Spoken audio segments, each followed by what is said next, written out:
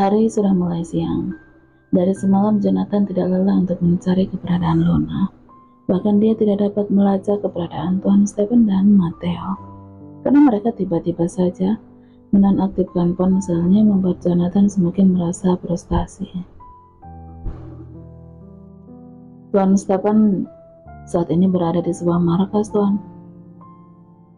Akhirnya Noah dapat melacak keberadaan Tuan Stephen. Mungkin karena Tuan Stephen telah mengaktifkan ponselnya, tidak ingin mengulur waktu, Jonathan segera pergi ke titik lokasi tempat ayahnya itu berada. Akhirnya Noah dapat melacak keberadaan Tuan Stephen. Mungkin karena Tuan Stephen itu telah mengaktifkan ponselnya, tidak ingin mengulur waktu, Jonathan segera pergi ke titik lokasi tempat ayahnya berada. Dengan diikuti oleh Noah yang selalu setia kepadanya. Maaf, Anda dilarang masuk, Tuan. Jonathan dilarang untuk masuk ke dalam markas oleh anak buahnya ayahnya. Saat itu, ada sekitar 10 orang yang berdiri di depan markas ketika Jonathan dan Noah baru aja keluar dari mobil. Menyingkirlah jika kalian tidak ingin terluka, bentak Jonathan pada ke-10 anak buah ayahnya. Namun, karena mereka patuh pada Tuan Stephen, mereka terpaksa harus menyerang Jonathan atas perintah dari Tuannya jika Jonathan berani melawan. Maafkan kami, Tuan, kami terpaksa harus melakukannya. Ke-10 orang anak buahnya sang ayah segera menyerang Jonathan dan Noah, sehingga terjadi perkelahian sengit di antara mereka semua. Suara pukulan demi pukulan terdengar keras. Keduanya saling menyerang dan melayangkan pukulan. Bahkan wajah Jonathan telah babak belur akibat perkelahian tersebut. Begitu pula dengan Noah. Jonathan dan Noah telah berhasil mengalahkan 7 orang anak buah sang ayah. Tinggal 3 orang lagi yang tersisa. Tuan, masuklah ke dalam, biar saya yang melawan mereka. Noah dari dulu memang telah menjadi seorang kaki tangan yang sangat setia kepada Jonathan. Dia telah mendedikasikan hidupnya untuk mengabdi kepada Tuan itu. Jonathan menganggukkan kepala. Dia percaya bahwa dapat mengalahkan 3 orang anak buah ayahnya yang tersisa. Jonathan segera berlari masuk ke dalam markas. Dia melihat ayahnya yang sedang duduk di atas sofa, menatap tajam ke arahnya. Mungkin karena Tuan Stephen sudah mengetahui akan kedatangan putra tunggalnya itu. Sementara Matteo berdiri di belakang Tuan Stephen, pandangan Jonathan beredar untuk mencari keberadaan Luna. Di mana Luna? Ayah menyembunyikan Luna di mana? Jonathan terlihat sangat marah kepada ayahnya. Dia takut ayahnya tega menyakiti Luna. Tuan Stephen segera berdiri. Dia berjalan mendekati Jonathan, lalu menampar wajah Jonathan dengan sangat keras. Jonathan meringis, merasakan rasa sakit di wajahnya, memandang Tuan Stephen dengan sorot matanya yang tajam. Kamu sudah mengingkari janjimu. Kamu bilang tidak akan pernah peduli lagi kepada istrimu itu, tapi selama ini malah tinggal bersama dengannya. Tuan Stephen berkata dengan nada tinggi. Ya, karena dia adalah istriku. Jadi wajar saja kalau aku tinggal bersamanya. Bukankah memang seharusnya begitu, ya?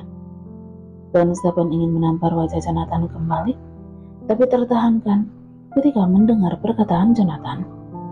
Aku tidak ingin seperti ayah yang telah gagal menjadi seorang suami. Tangan Tuan Stephen bergetar mendengar perkataan putra kandungnya itu. Apakah ayah tahu bagaimana menderitanya aku dan ibu saat itu? Kami hidup dengan penuh kemiskinan dan selalu mendapatkan hinaan dari orang lain. Hanya untuk mencari sesuap nasi saja, kami harus berjuang siang dan malam. Hidup Jonathan dengan ibunya memang sangat menderita. Sehingga datanglah seorang pemuda yang selalu menolong mereka, menjadi pelindung untuk mereka dari hinaan para tetangga. Karena itulah ibunya menikah lagi, demi balas budi. Sehingga lahirlah Vanya, ayahnya. Sayangnya, Vanya harus meninggal dunia karena kecelakaan di tempat kerja. Jangan hanya karena aku telah menjadi anakmu selama 5 tahun ini, ayah bisa mengatur hidupku seperti yang ayah inginkan. Sampai kapanpun, kau adalah ayahku, dan aku sangat berhutang nyawa kepadamu. Tapi aku tidak akan pernah membiarkan ayah menyakiti Luna. Stefan menurunkan tangannya yang hampir aja menampar wajah Jonathan lagi. Lidahnya begitu keluh, tidak mampu untuk berucap.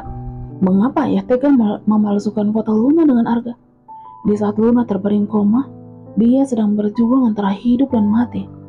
Tapi dengan teganya ayah memanipulasi foto untuk membuat aku membencinya. Itulah yang ditakutkan oleh Tuan Stefan. Dia takut Jonathan mengetahui apa yang terjadi sebenarnya kepada Luna. Walaupun dia tahu bagaimana keadaan Luna yang sebenarnya, tapi Tuan Stefan tidak akan membiarkan Jonathan jatuh ke lubang yang sama.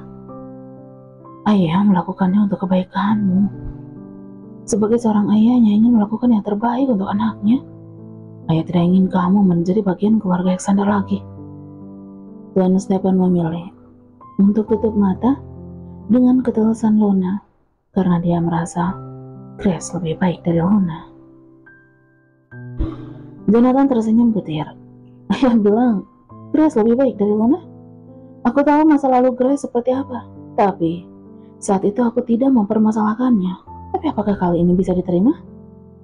Jonathan berkata sambil melirik ke arah Noah yang baru aja masuk ke dalam markas. Rupanya Noah telah berhasil mengalahkan ketiga anak buah Tuan Stefan yang tersisa. Noah segera memberikan sebuah amplop besar berwarna coklat pada Jonathan. Kemudian Jonathan memberikan amplop tersebut pada ayahnya. Rupanya Grace di belakang aku masih bermain dengan pria lain. Dan itu terjadi jauh sebelum kami bertunangan. Sampai sekarang pun dia masih tetap begitu. Apakah perempuan seperti itu bisa pantas dikatakan lebih baik dari Luna? Walaupun seandainya Grace lebih segalanya dari Luna pun, bagiku tetap Luna yang terbaik. Bagiku Luna adalah segalanya. Tuan Stefan segera membuka amplop berwarna coklat itu. Betapa terkejutnya dia saat melihat foto-foto ketika Grace masuk ke dalam kamar hotel bersama dengan pria lain.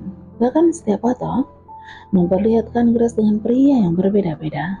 Ternyata Jonathan diam-diam menyuruh Noah menugaskan seorang detektif di Italia untuk menyelidiki Grace. Dia hanya ingin tahu Grace wanita seperti apa. Tangan Tuan Stefan bergetar melihatnya. Nafasnya bergemuruh hebat, menandakan betapa kecewanya dia kepada Grace. Sebagai seorang ayah, Tuan Stefan hanya ingin melakukan yang terbaik untuk putranya. Dia ingin Jonathan hidup bahagia dengan memiliki seorang pendamping hidup yang baik dan selalu setia menemaninya. Tapi ternyata Grace sudah lama mengkhianati Jonathan. Grace memang sangat tertarik dan mencintai Jonathan. Dia bercinta dengan pria lain hanya untuk bersenang-senang aja. Semacam cinta satu malam ketika dia berkenalan dengan seorang pria di sebuah klub malam. Tanpa terikat hubungan, karena Grace hanya ingin menikah dengan Jonathan. Sayangnya, Jonathan tidak pernah tergoda setiap kali Grace meminta Jonathan untuk bercinta dengannya. Jonathan selalu menolak dengan alasan tidak memiliki waktu untuk melakukan semua itu. Tuan Stefan meremas foto-foto tersebut di dalam kepalan tangannya dengan penuh amarah. Perasaan kecewa dan amarah telah bercampur aduk di dalam hatinya, sampai dia tidak tahu harus berkata apa kepada Jonathan.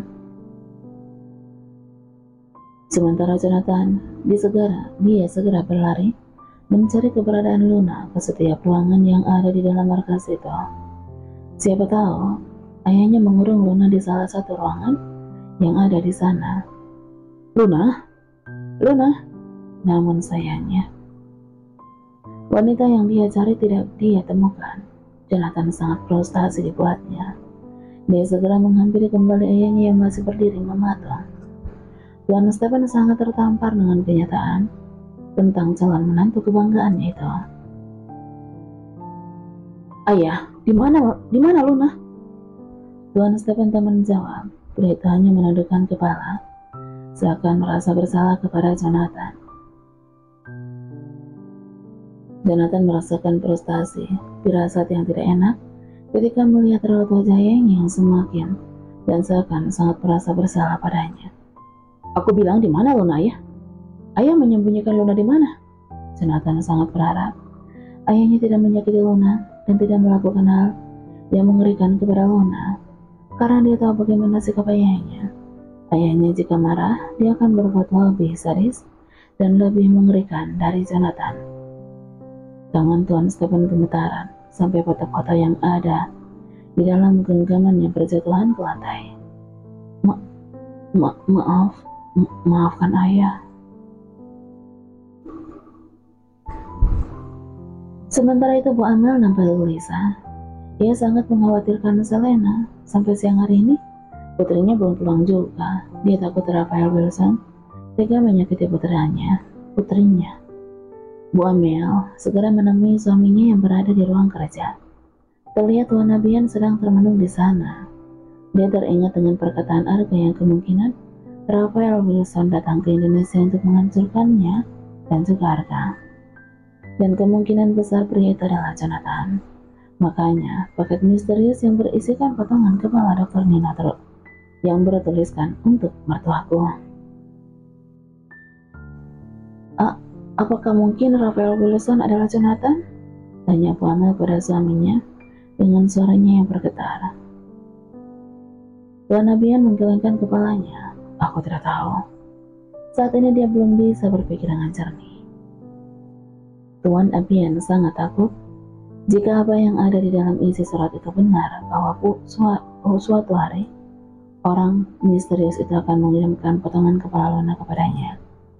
Bu Amel terpaksa harus bicara jujur kepada suaminya kalau sebenarnya Selena semalam telah makan malam bersama dengan Rafael Wilson. Bagaimana ini, Pak? Semalam Selena ada janjian makan malam bersama dengan Rafael Wilson. Sampai kini dia belum pulang juga. Tuan Abian sontak menatap tajam ke arah Bu Amel. Mengapa Selena bisa makan malam dengan Rafael Wilson? Mengapa baru bilang sekarang? Dan untuk apa Selena makan malam dengan Rafael Wilson tanpa memberitahu lebih dulu? Bu Amel belum sempat menjawab pertanyaan dari suaminya, karena tiba-tiba aja mereka mendengar suara ketukan pintu. Masuk, Tuan Nabian menyuruh orang itu untuk masuk ke dalam ruangannya. Tuan, ada paket untuk Anda, ucap seorang pelayan wanita sambil masuk ke ruang kerja Tuan Nabian. Dia memberikan sebuah bingkisan berbentuk kotak kepada Tuan Nabian. Tuan Nabian menjadi tidak enak hati karena tidak ada nama pengirim di dalam kotak bingkisan itu. Paket misterius lagi, Pak? Apakah mungkin? Bu Amel tidak sanggup meneruskan perkataannya. Setelah pelayan itu keluar dari ruangannya, Tuan Nabian segera membuka bingkisan tersebut. Sontak, Tuan Nabian dan Bu Amel sangat terkejut ketika melihat isi di dalam bingkisan itu.